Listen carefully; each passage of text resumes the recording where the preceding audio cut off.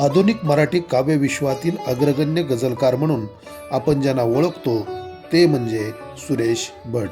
त्यांनी मराठी गझलेला स्वतंत्र ओळख मिळवून दिली. मराठी गझलेला शास्त्रीय बांधणी दिली. शब्दांची नेमकी निवड, भावगर्भ आशय आणि सामाजिक जाण, प्रेम, वेदना, संघर्ष आणि माणूसपण हे विषय अतिशय ठळकपणे सुरेश भटांनी हाताळले. साध्या शब्दात खोल अर्थ, प्रभावी प्रतिमा आणि भावनात्मक ताकद हीच तर सुरेश भटांची खासियत होती. कविवर्य सुरेश भटांनी मराठी गझल परंपरेचा मजबूत पायाच रचला.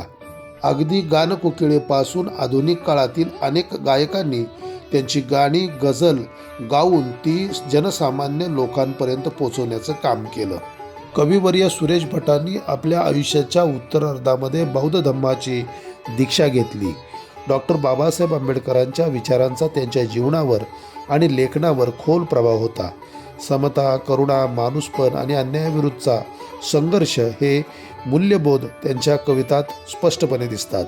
बौद्ध धर्मातील मानवतावादी तत्त्वे त्यांनी केवळ स्वीकारली नाहीत, तर ती आपल्या साहित्याच्या माध्यमातून समाजापर्यंत पोहोचवली.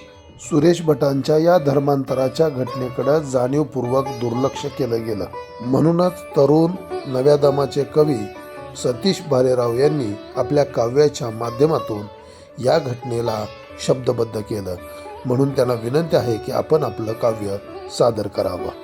नमस्कार. माझ्या कवितेचं नाव आहे तुझे शब्द. सुरेश भटांसाठी ही कविता आहे आणि त्यांना अर्पण करण्याचा माझा छोटासा प्रयत्न आहे. तुझे शब्द.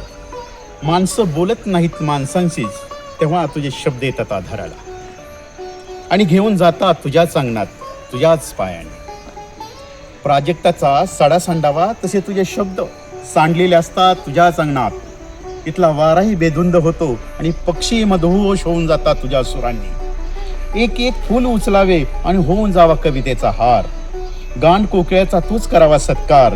तुझे शब्द होऊन जातो कुणाच्या तरी गळ्यातील सुरेश बंदिश म्हणून अशी की घायाळ हरणाची अर्थता जशी. तुझे शब्द उमलतात कमळाच्या पाकळीवर.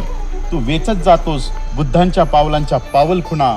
मावळतीला निघालास तेव्हा तुझे शब्द पेटवत होते मराठी हृदयातील मराठी बाण. धन्यवाद.